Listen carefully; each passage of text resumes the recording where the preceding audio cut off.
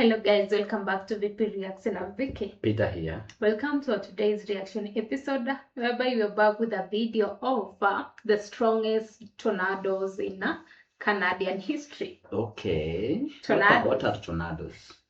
Tornadoes? Is it something like an earthquake or something? No, that's an example of or waves. Like it's I think a type of waves or wind. What's a tornado? Tornado. A tornado, like we used to learn that on geography classes. In a minute, as a tornado is a volatile rotating column of air. A rotating. It's like a mist. Yeah, a rotating column of air in the context or with both at surface and in the cold base. Typically, a thunderstorm is formed when warm, moist, or nearly ground collides with colder air. I don't know. Thunderstorm? And not as small areas like I don't know what it's explaining, but I think we'll find it out. Maybe ask in simple terms. Okay. In short, what does it mean? Like let me see another version of it. Now I'm just trying to Google it. We don't know tornado because I'm sure we don't experience it here in Africa. Yeah, but we used to learn it in our classes. If you did a geography class. I was an historian. I remember we did something like that. No, okay. I'm not quite familiar. Tornado is a spinning column of air that stretches from storm cloud down to the ground. From the like a spinning column of air. In simple terms, it's like a giant, powerful whale of wind that can pick up cars. Like it's a powerful wailing of wind that can pick up cars. I think we experienced it, but maybe in 1 second or one. When there is a time when we experience some strong winds, it always come like once, like you'll see some trees spinning so fast. Even at some point, they always break the trees. Yeah, because it says that it can pick up cars, tear apart buildings, and knock down trees. Yeah, that's a very strong wind. So it's a strong wind, rotating. Yeah, that's why I was saying, like, is it a type of wind or waves? I was confusing between the two. But so it's wind. Yeah, it's wind. Because I feel like it caused some damages so much. Now we know. Thank you, Dan. This was brought to us by Dan. Yeah, I think this is more educative. Yeah, and we like here, guys. We really do a lot. So from music, documentaries, and a lot. So subscribe here. Feel free to share your favorite. Tell us what can we do next. It's also how you're supporting us. Check on our channel. We have a Buy Me Coffee link and a Patreon community link. Both serve the same purpose of supporting and requesting songs. So let's explore together. We are here to explore the strongest tornadoes. What's a tornado? I know that. Yeah. Ago, I made a video which talked about the strongest tornado to have happened within each US state's lines. That video was obviously geared towards the US audience, but I also got some requests to do the same video concept for other countries, with Canada getting the most votes. Okay. So today, that is exactly what we're going to... So it always happened maybe in the US and Canada, maybe also other countries, but it's rampant there. Then I told her that. While the United States is the undoubted tornado hotspot in the world, Canada is no slouch either and has seen its fair share of tornadoes as well. Canada, unlike the United States, is divided into provinces and territories rather than states. There are 10 different provinces and 3 separate territories. We're going to start with the provinces and territories that have recorded the weakest tornadoes and work our way up, just like we did in the previous video. To begin, of the 13 provinces and territories, only one has never recorded a tornado, which is Nunavut. Tornadoes and thunderstorms need warm and humid air to form and sustain themselves, so it's really not much of a surprise that the region of Canada that's closest to the Arctic Circle has never had a tornado report. This doesn't necessarily mean that Nunavut has never actually had a tornado occur, but with how arid and remote the territory is, nobody has ever seen or reported one. To get to the first region that has actually recorded a tornado, we have to travel to the eastern shores of Canada, where we reach Prince Edward Island. Prince Edward Island has only recorded 4 tornadoes in its entire history, with all of them being rated as F0s. The first on record occurred on August 15, 1980, just to the west of Charlottetown. So before we jump right to it, I had a question like if a country or a place record a tornado, like for how long does it last? Is it like for hours? Is it for minutes? Is it for like months? Yeah, or like second, like a thunderstorm. A second, like, yeah, you know, thunderstorm is really comes just in just seconds, once, but it's destroys a lot. It can be it can bring a lot of destruction. Yeah. So does it, like, how long does it like if for a place to be made sure that like it has ever recorded a tornado, like for how long maybe did it last? Yeah. This tornado remained on the ground for 4.6 kilometers or 2.8 miles, which is the longest tract of the PEI bunch. The next one occurred just a month later on September 28, 1980, near Cape Traverse. The third occurred a couple of years later on September 10, 1982, just east of Summerside. Finally, the fourth and most recent on record occurred on August 19, 2007, in the town of Crapo. Next up and moving just to the south is Nova Scotia. Nova Scotia, similarly to Prince Edward Island, has only recorded a handful of tornadoes, with the strongest on record being an F1. Oh, so there is also types. So while there's a strongest and maybe according to their strength or damage. But the first recorded F1 occurred on January 30th, 1954 near White Point. Just over a year later, on July 18th, 1955, another F1 was reported to have touched down, this time on the northern side of the province near Tidnish. After this, though, Nova Scotia wouldn't see another F1 tornado for another 66 years, when the drought finally ended on June 30th, 2021, as a tornado touched down in the town of Stewiacke. The only other province or territory in Canada whose strongest tornado on record is an F or EF1 is Yukon. Yukon is one of the three northernmost territories in the country and has only recorded 2 tornadoes in its entire history. While the tornado count here is so it's something that is very rare, but maybe when it occurs, you will notice it. Yeah, exactly. Yeah. Exceptionally low. The second and most recent one, which occurred on June 29, 2015, was rated as an EF1. This tornado occurred near Sambo Lake and was noted to have snapped numerous trees along its short path. To begin the F and EF2 category, we will start in the last of the 3 territories. Just like the other 2 territories, the Northwest Territories has only seen a handful of tornadoes in its history, but the first on record and the strongest was an F2. This one occurred on July 30th, 1978, just to the northwest of Yellowknife. This tornado was noted to have toppled a steel transmission tower and caused severe damage to weakly built houses in the area. Now that we are done with the Canadian territories, we can move southwest to our next province on the list, which is British Columbia.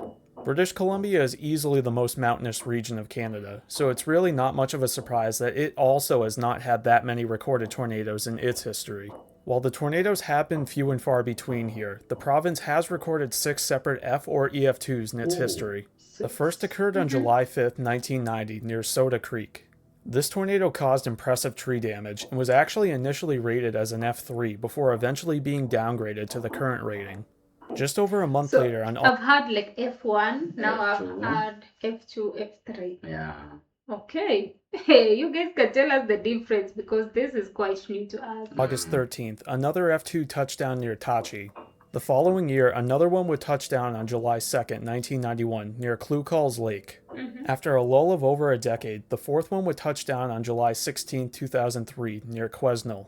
The 2 most recent ones actually occurred on the same day, which was August 11, 2011. One of these touched down near Trutch Creek, and the other one was near Kanta. To round out the F and EF2 category, we once again have to travel across the country to the east coast, where we arrive in Newfoundland and Labrador. Just like pretty much all of the provinces and territories that have been covered so far, Newfoundland and Labrador doesn't exactly receive that many tornadoes, but it has seen exactly 1 EF2 tornado in its history. This tornado occurred on September 3rd, 2018, near the town of Wabush. This tornado remained in rural portions of the area and was noted to have snapped and uprooted numerous trees. Moving up on the list to the F and EF3 category, and there is surprisingly only 1 entry, which is New Brunswick. New Brunswick has only had 1 tornado rated as an F3, and it occurred all the way back on August 3rd, 1879, in the town of Bouctouche. This tornado injured 10 and claimed 5 lives, which makes it the 10th deadliest in Canadian history. Obviously though, this tornado, as well as some of the others that will be covered later, occurred a long time ago, so there are certainly some question marks about the authenticity of the information, but all that we can go off of is the information that's been provided. Moving up once again in categories to the F and EF4s, and we will start in Quebec. Quebec has actually only had 1 F4 tornado in its history, and it's a very similar case to what New Brunswick was. The only F4 rated tornado in Quebec history occurred back on August 16, 1888. Information about this tornado is scarce, but what is known is that it actually... And I'm noticing, according to F1, 2, 3, and 4, it's being identified according to the distance it covered. Oh, okay. Yeah, that's what I've been noticing, because so the first one, F3, yeah, covered I think 3 kilometers, 4 kilometers. But I'm seeing this one, yeah, on F4 is now covers I think. So the more like F4, F5, the longer the distance. Yeah, it covers a long distance, meaning it destroys more. The impact is worse. Yeah. Actually touched down in Ontario before crossing into Quebec. It also injured 16 and claimed 9 lives, which makes it the 5th deadliest in Canadian history. Moving westward to Ontario now, and we finally see a significant uptick in activity. Ontario has recorded significantly more tornadoes than any province or territory that's been covered so far, and has seen as many as 9 F4 tornadoes in its history. Just like some of the other instances on this list though, some of these Ontario F4s have questionable information that's been provided about their strength and as to where they even took place, so we'll just list all of the possibilities just in case. The first one, and like the last 2 provinces, occurred well over 100 years ago, this time on May 15, 1884 near Mapleton. The next one wouldn't occur for another 62 years, on June 17, 1946. This twister actually touched down across the border in Detroit, Michigan, before crossing into Ontario. It also claimed 17 lives, which makes it the 3rd deadliest tornado in Canadian history. Next up was another tornado which started in Michigan before crossing into Ontario, this time on May 21, 1953. This tornado injured 68 and claimed 2 lives as it barely made it across the border into Canada before dissipating. This path length is what's been confirmed, and is possibly just the bare minimum, as some records have this tornado actually remaining on the ground for over 2.5 hours and over 130 kilometers or 80 miles. 2.5 hours? Yeah, it's just... And you've seen like it's like a form of cloud or something. Like it's not just wind, like a clear wind, but it has some kind of a cloud or a mist or I don't know what. Okay. Yeah, and comes maybe with some heavy sounds. This is unlikely though, as it seems probable that this was just more than one tornado produced from the same cyclic supercell along the same path. 3 years later, on May 12, 1956, another F4 tornado touched down in Michigan before crossing the border into Ontario. This tornado also has controversy though, as some records don't even have this one ever crossing into Canada, and even the ones that do have it crossing in by the thinnest of margins, so it's certainly up for debate. The next incident wouldn't occur for over 2 decades, this time on August 7, 1979, when at least one F4 tornado and possibly even 2 touched down. Again, there is some controversy with this day as there were multiple tornadoes with questionable information about their F4 ratings. The first of these 2 touched down near Stratford and tracked southeast for roughly 30 kilometers or 18 miles before roping out near Bright. Okay. Serious dictation was driving. So these are really, I think we are blessed. Yeah, because like in Africa, it's rare to experience all these things. Even for things like earthquakes, like they can come, but just it's something so mild, like you won't notice. Like, but in other countries, you find that it comes with a lot of destructions, like these tornadoes. Like we've never seen them, we don't know how it happens. So we are so lucky. Yeah. Second tornado touched down from a separate supercell near Golspie and traveled for roughly 60 kilometers or 37 miles before roping out near Waterford. Sadly though, like, these 2 tornadoes combined to claim 2 lives and injure an additional 142. 4 years later, on May 2, 1983, another F4 touched down near Petrolia and tracked for 29 kilometers or 18 miles before roping out near Warwick. Finally, the 2 most recent F4s occurred on the same day, which was the deadly May 31, 1985 tornado outbreak. The first of these 2 touched down near Arthur and tracked for 115 kilometers or 71 miles before dissipating near Mount Albert. This tornado injured 69 and claimed 4 lives, and is the longest confirmed tornado track in Ontario history. Look at the second of the 2 touched down in Barrie before it tracked straight through the southern portion of the city. This tornado only remained on the ground for 15 kilometers or 9 miles, but it injured 155 and claimed 8 lives, which makes it the 7th deadliest in Canadian history. Continuing on our westward migration, and we arrive in Saskatchewan. Saskatchewan is no stranger to tornadoes, but has only... What I've noticed is like Canada looks so big. Yeah, and It's kind of very big. And I've noticed I have really less knowledge about Canada. Yeah, that's why I'm seeing like I just know Ontario and is it Orlando? For me, I have no idea. I just know Canada. Or Orlando is not in Canada. I don't know. Recorded 3 F4s, all of which were a long time ago. The first of the 3 occurred on June 30th, 1912 in Regina. This tornado, which is more commonly referred to as the Regina Cyclone, touched down 18 kilometers or 11 miles south of the city before traveling straight through downtown and going for another 12 kilometers or 7 miles after the city. The tornado was on the ground for a total of 30 kilometers or 18 miles, injured at least 300 people and claimed 28 lives, which is the deadliest tornado in Canadian history. The second F4 tornado occurred on July 1st, 1935 near Benson. This tornado was very strong, with some independent researchers even claiming it was of F5 intensity, but overall it did far less damage than the Regina tornado and only claimed 1 life. The third and most recent F4 occurred the following decade, more specifically on August 9, 1944. This twister touched down near Kamsack, injured 44 and claimed 3 lives, and is known locally as the Kamsack Cyclone. We must move westward just one more time to round out the F and EF4 category, which we will conclude with Alberta. Alberta has also seen 3 F or EF4 rated tornadoes, including the most recent addition to any of the categories on this list. The first one, though, occurred on June 25, 1915 near Grassy Lake. This twister injured 12, claimed 5 lives, and was noted to have leveled multiple buildings and derailed a freight train. 62 years later, Alberta would see its next F4 when a violent tornado tore through the eastern side of Edmonton. This particular twister occurred on July 31st, 1987, and it injured 253 people and claimed 27 lives, which is the second deadliest tornado in Canadian history. Notably, many of the fatalities from this tornado occurred towards the end of its life when it had just exited metropolitan Edmonton, but then sadly passed straight through the Evergreen Mobile Home Park before dissipating almost immediately afterwards. 15 of the 27 fatalities occurred in the mobile home park alone. Finally, the third and most recent addition to the list occurred just a couple of years ago on July 1st, 2023.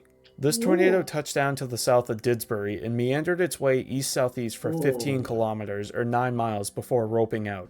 With that, we arrive at the F and EF5 category, and if you've been keeping track, there is only one province that hasn't been covered so far. The province in question is Manitoba, as it's the only one that has ever recorded an F or EF5 tornado in Canada. This specific tornado occurred on June 22, 2007 in Ely.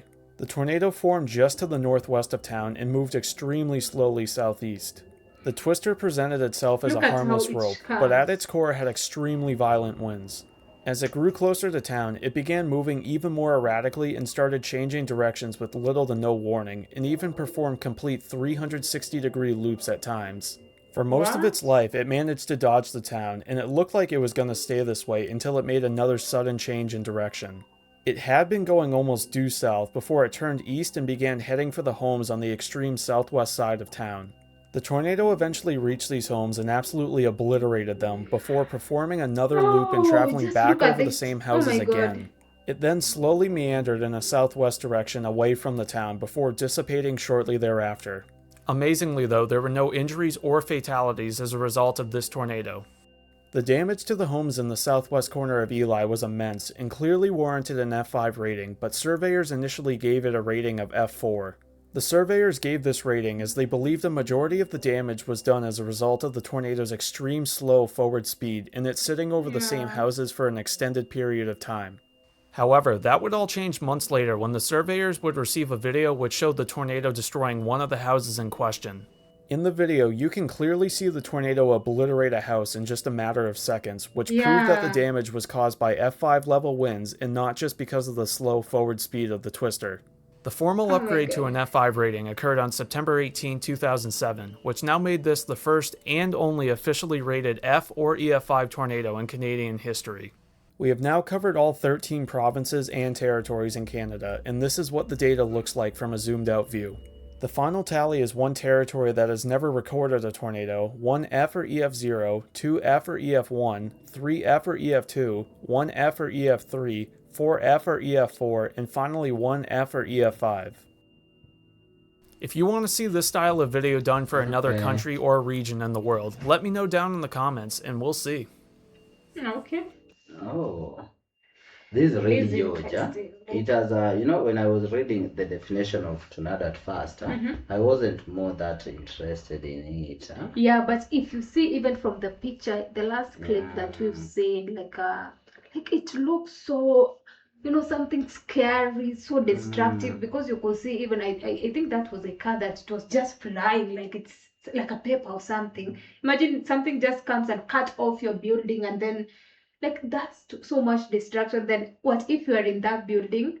You'll just definitely lose your life. Yeah, it says that typically it forms when warm, moist air near the ground,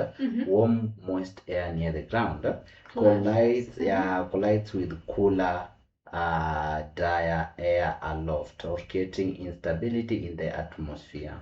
Like I feel like okay. This instability causes strong winds to rotate. This instability of because the moist air, and the cool, and cooler air causing instability. This causing the winds to rotate, potentially leading to formation of a tornado. Yeah, because if you see it very well, it's like it comes like a cloud or something. It's like a cloud with a force of like a wind. So. And do you see how it lifted this house here? Like it's so video scary. which showed the tornado destroying one. Very scary. It's not something that you will wish for. Yeah, more so we have been seeing just a wind. I think for us that's not a tornado, just a wind. Yeah. Oh yeah, we always experience the mild of the mildest. Like, yeah, yes. That's a wind. I think it's a type of wind where I think it always comes with some kind of force. Yeah. Because it's not if you see it's just a clear wind, but it comes with a lot of force. Sometimes it can break a few trees or take out people's roofs sometimes, but it's rarely happen. Like it's very rare. Exactly. But for today, thank you Dan for this episode.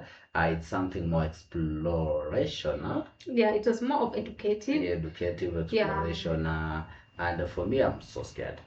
Me too, because I feel like if it happens like anywhere near Africa or in Africa, and it's a natural disaster. Like, it will be the shockest thing with like it will be all over the news, because like we have never ever experienced it. Like it will be the most shocking thing in the world. Yeah, for us we have been taught in school like for you to break wind you need to plant a lot of trees.